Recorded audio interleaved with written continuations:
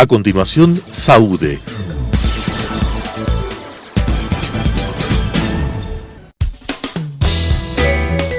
Clasificación A.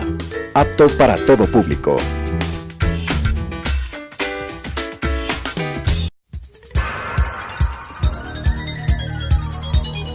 Las opiniones vertidas en este espacio por la producción y dirección del programa son de exclusiva responsabilidad de sus autores y de quienes intervienen en ellos.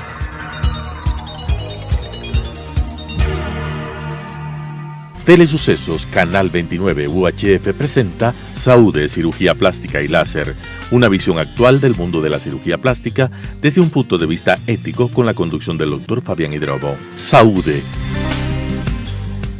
Buenos días amigos televidentes, soy el doctor Fabián Hidrobo, cirujano plástico en nuestro programa semanal Saúde, Cirugía Plástica y Láser. En esta oportunidad con nuestro colega, amigo, cirujano plástico Rómulo Guerrero, vamos a hablar sobre la continuación del Código Orgánico de la Salud. Bienvenido, Rómulo. Muchas gracias, Fabián. Un gusto estar aquí en este programa. Hace unos 15 días tuvimos la oportunidad de estar en la asamblea y tú como delegado de la FILAC, de la Federación Ibero-Latinoamericana de Cirugía Plástica, y junto con los presidentes de las sociedades de cirugía del país, pudiste exponer un poco lo que la Sociedad de Cirugía Plástica quisiera que se incluya en el COS, en el Código Orgánico de la Salud. Resúmeme más o menos qué es lo que la Sociedad de Cirugía Plástica del Ecuador quería que se incluya en el COS. Bueno, en realidad fue una oportunidad excelente para los médicos porque es la voz de los profesionales de la salud y en este caso específicamente de los cirujanos plásticos de lo que pensamos acerca del Código Orgánico de la Salud. Yo creo que todos el objetivo principal que tenemos es el bienestar del paciente, pero además también nosotros como profesionales no queremos estar sujetos a cierto tipo de acciones en las cuales esté en peligro el ejercicio de la profesión. ¿Por qué? Porque en el hecho de que cuando se presiona a los médicos, cuando se los amenaza con cierto tipo de acciones por supuestamente asuntos negligentes, lo que se está haciendo es hacer que el médico piense dos veces cuando trata de operar un paciente. Nosotros los cirujanos, más que los clínicos, todos los días estamos sujetos a cierto tipo de actividades en los cuales el paciente puede sufrir algún tipo de complicación, por decirlo así. Y esas complicaciones deben ser de alguna manera investigadas. Uno de los puntos principales que nosotros propusimos como sociedad de cirugía plástica y teniendo en cuenta, como tú dices, las actividades y las acciones que tienen otras sociedades de cirugía plástica de América Latina, como son Brasil, Argentina, México, es en el cual estimular a que los cirujanos plásticos sean constantemente estén actualizados constantemente. Y eso precisamente se logra como asistiendo a congresos, publicando artículos, es decir, estando en una constante actividad científica. Entonces propusimos la recertificación. La recertificación que existe ya en países, como dije anteriormente, latinoamericanos, lo que proponemos en el Ecuador no existe todavía, pero nosotros estamos proponiendo que se recertifiquen los cirujanos plásticos. Eso quiere decir que periódicamente, cada 5 años, los cirujanos plásticos tienen la obligación de presentar o de alcanzar un puntaje que se da precisamente por el comportamiento en el ámbito científico, que puede ser presencia o participación como conferencista o como en el auditorio en cursos en el país, de la Sociedad de Cirugía Plástica del país o del extranjero. Y también el asunto de publicación de artículos, publicación de trabajos científicos referentes a la especialidad. Yo creo que esto es muy importante para que todos tengamos el estímulo de que debemos de estar actualizados constantemente. Claro, un poco eso es lo que pasa en el Brasil. Cada 5 años tienes que completar 50 puntos y tú asistiendo por lo menos al congreso anual de la especialidad, coges 10 puntos y tienes obligado por lo menos a ir a un congreso. Claro, esa quieras es la o idea. no quieras, o sea, exacto. Porque si no, no te recertificas. En nuestra especialidad ha habido mucho el intrusismo que se habla últimamente. Médicos con formación online de cirugía estética, entre comillas, o la tal medicina estética, y vemos que están operando en los consultorios, en clínicas, un poco hechas de una casa, hechas en la cocina del quirófano. ¿Qué crees tú que se puede hacer? ¿Qué países han hecho? Creo que México ha hecho algo al respecto, Brasil está luchando por eso. Sobre el intrusismo de los colegas que no son cirujanos plásticos y ejercen como tal. Claro, el problema es muy grave en asuntos relacionados con el intrusismo y específicamente en ciertos temas que tienen mucha publicidad, como son por ejemplo los biopolímeros, ¿no? Los biopolímeros es una pandemia en América Latina y lo grave del asunto es que lo hacen no los cirujanos plásticos porque nosotros sabemos que eso está contraindicado, que está prohibido. Las leyes en casi todos los países prohíben el uso de biopolímeros, pero sin embargo los médicos que no son cirujanos plásticos, los cosmiatras y paramédicos, gente que no tiene formación como médico, lo que hacen es ofrecer soluciones fantásticas, mágicas a los pacientes, los cuales a veces, por decirlo así, de alguna manera se convencen de este procedimiento y quieren una solución mágica, y lo que están haciendo es sometiendo a su organismo a una serie a una complicación que va a ser crónica de por vida. Es un asunto muy lamentable, y entonces lo que debemos de hacer es como en otros países, es decir, legalizar la práctica de la cirugía plástica, es decir, que ejerzan los que son cirujanos plásticos. En la actualidad, en países como Chile, Brasil, México, existe una campaña para informar a la ciudadanía y a la sociedad civil de que la cirugía plástica debe ser hecha por cirujanos plásticos. Los cirujanos plásticos son los únicos especialistas capaces y que son formados durante la etapa de la medicina, que son más o menos como 7 años. La mayoría, después se hace cirugía general, que es de 2 a 3 años. En algunos países exigen 4 años de cirugía general, y después de eso 3-4 años de cirugía plástica. Es decir, es una formación más o menos como de 13 años, no, de 13-15 años de formación. Y no puede ser posible que médicos que no pudieron, no pudieron pasar el examen de suficiencia para entrar a una especialidad de cirugía plástica, lo que hagan es querer entrar por la ventana, ¿no? Y tomen cursitos de pseudo universidades, ¿no? Que están ofreciendo carreras rápidas como de cirugía estética, ¿no? En realidad lo que se ve muchísimo es que nosotros somos cirujanos estéticos, los cirujanos plásticos son cirujanos reconstructivos. Es totalmente falso, ¿no? ¿Por qué? Porque la cirugía plástica como especialidad implica que es cirugía plástica, estética y reconstructiva. No hay en ninguna universidad una especialidad como cirugía estética únicamente. Entonces la ciudadanía tiene que entender que la especialidad es cirugía plástica, estética y reconstructiva. Claro. Pero también pasa que muchos colegas que son médicos, ginecólogos, dermatólogos, digamos que tienen su especialidad en otra área, se han dedicado a la cirugía plástica.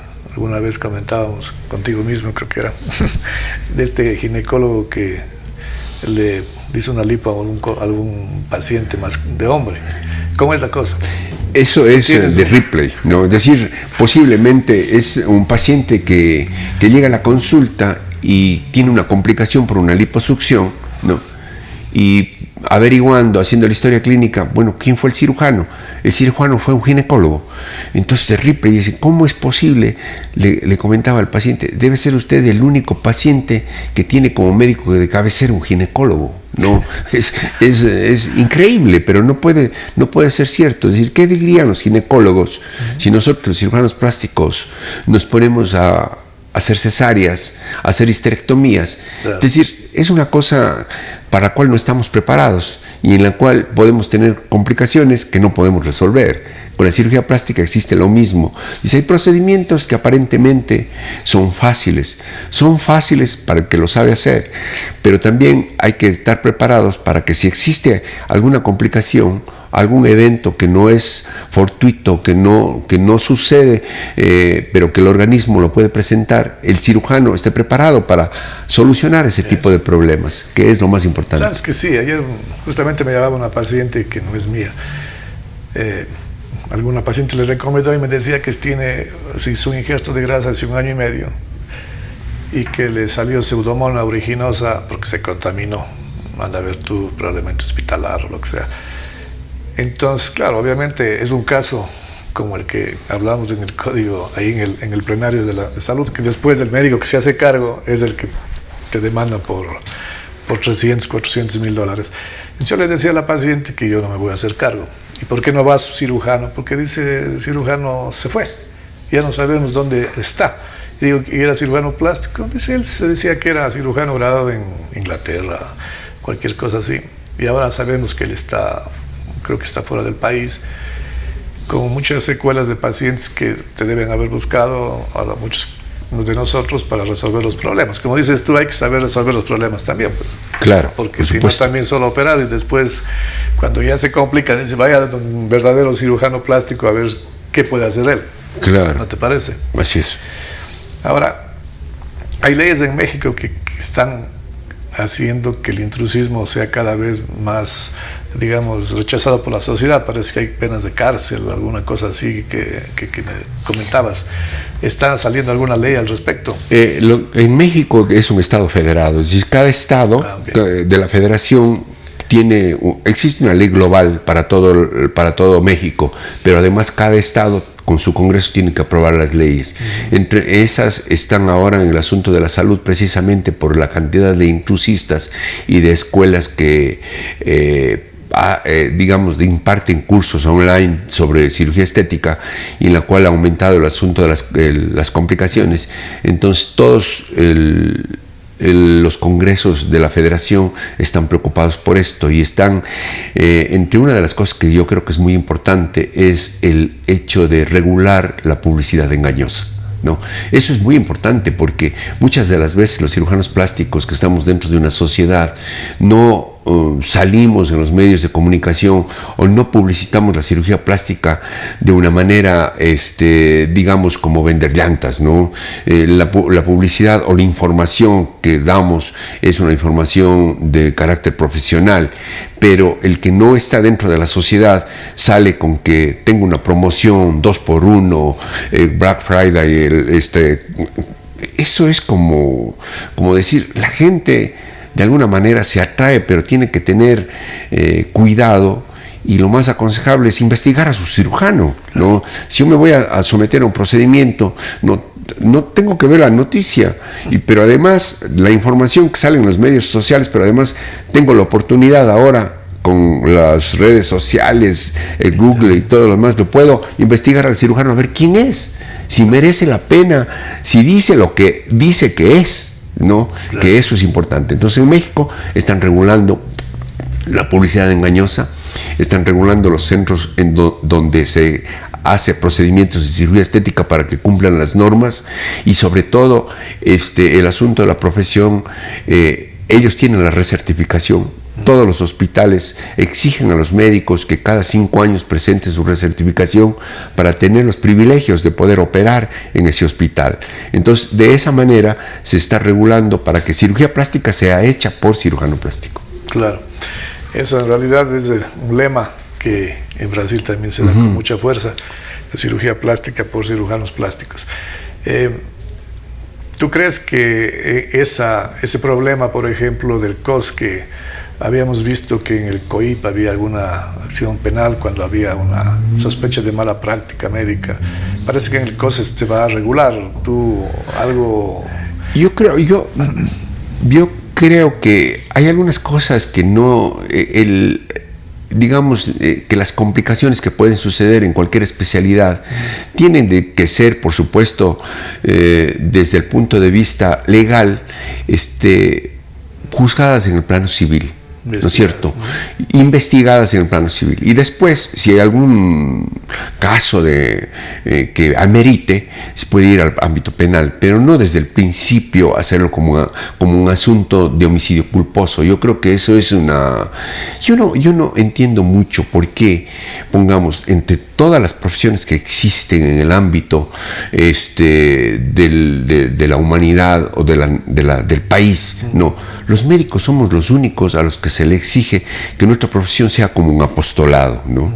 Es decir, todos los demás quieren tener una buena salud, quieren verse bien, pero pagan por hacerse una casa al ingeniero, al arquitecto con todo gusto.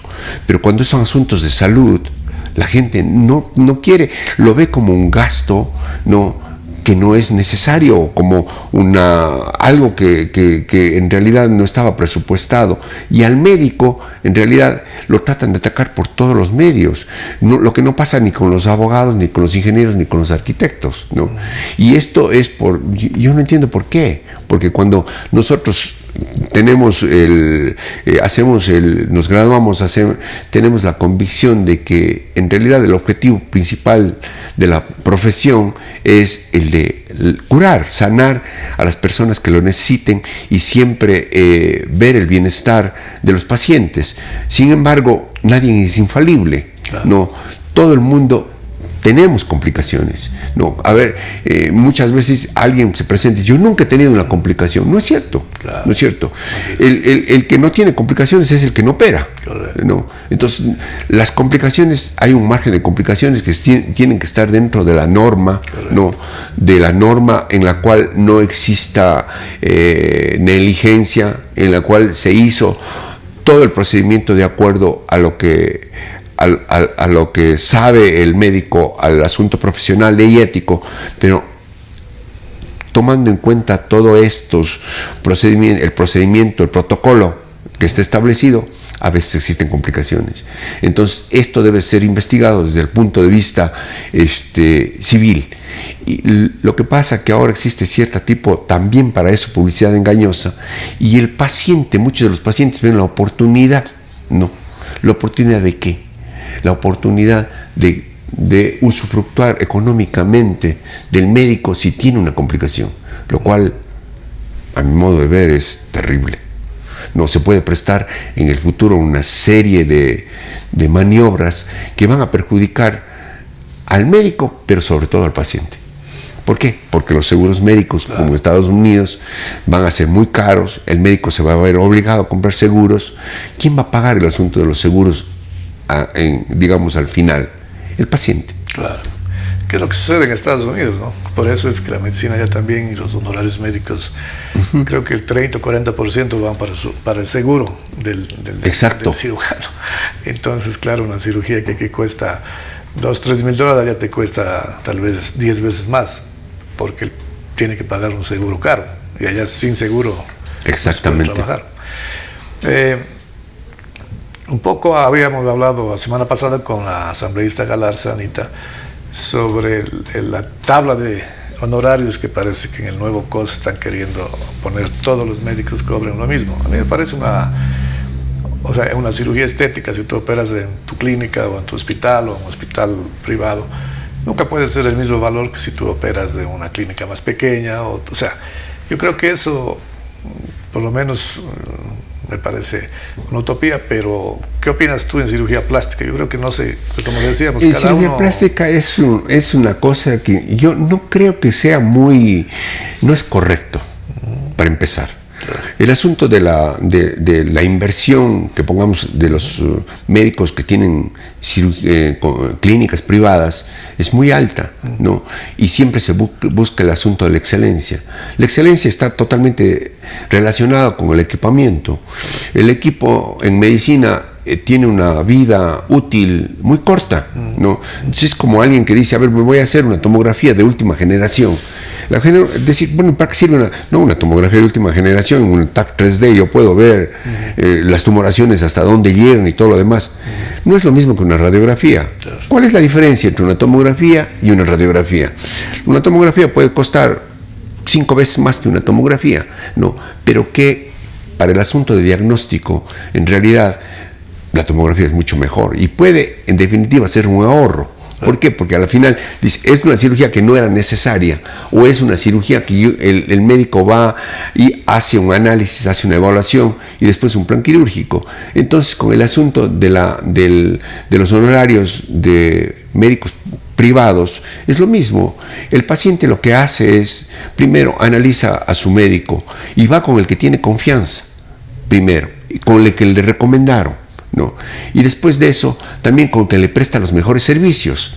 Entonces, sumado todo esto, supone que el paciente llegó a un acuerdo económico y está totalmente de acuerdo con lo que el doctor le propone. Y si no está de acuerdo, lo único que hace es muchas gracias y busca otro, ¿no? Entonces, no creo que sea correcto limitar el asunto de la formación académica, porque los médicos que estamos o que queremos estar siempre actualizados, supone un gasto, el asistir a congresos, comprar libros, estar en cursos, ¿no? Lo cual muchos médicos que no tienen esa capacidad económica no lo pueden hacer. Entonces yo creo que eso limitaría muchísimo el asunto de la actualización científica, pero además digo, si el gobierno quisiera hacer algo de esto, yo creo que es mejor actualizar o mejorar la calidad del hospital público, ¿no? Claro. Entonces con eso el paciente tiene una oportunidad también, si no quiere ir al privado, por ir al público.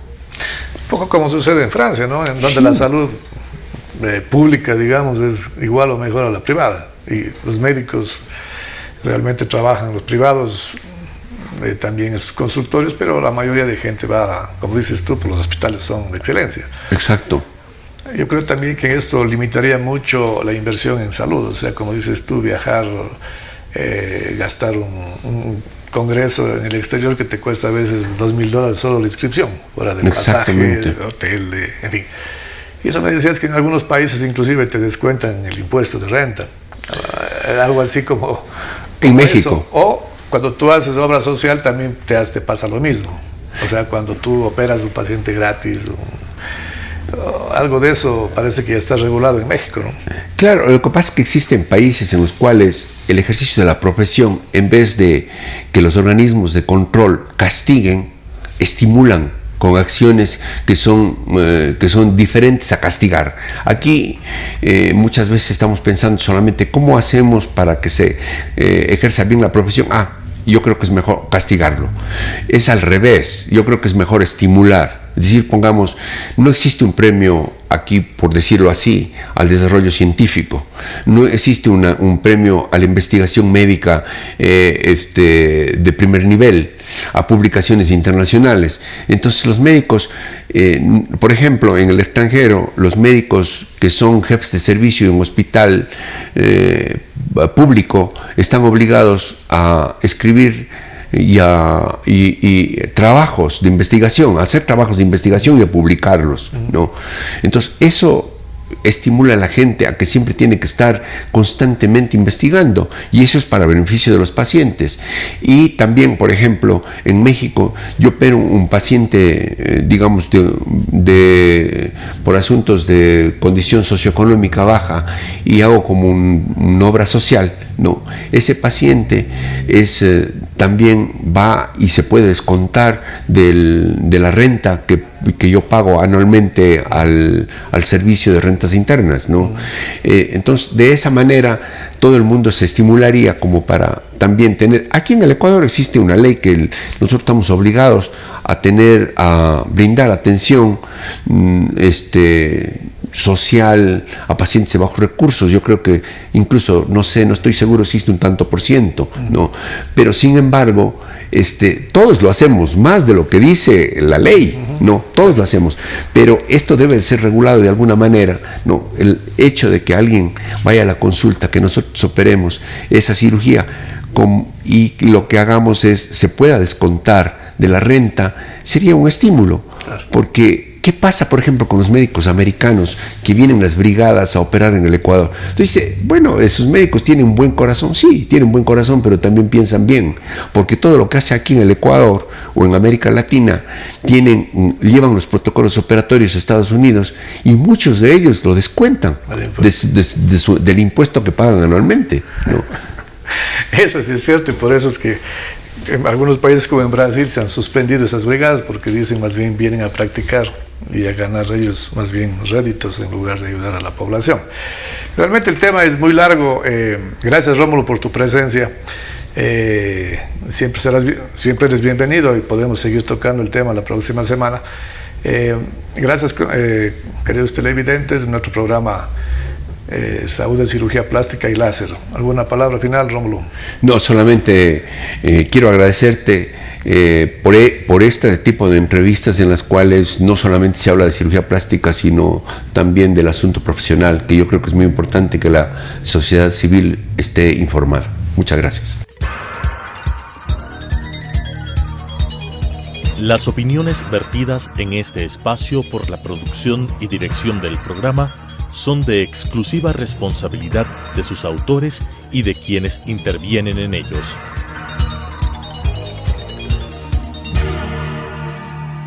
Telesucesos Canal 29 UHF presentó Saúde, Cirugía Plástica y Láser, una visión actual del mundo de la cirugía plástica desde un punto de vista ético con la conducción del Dr. Fabián Hidrobo. Saúde.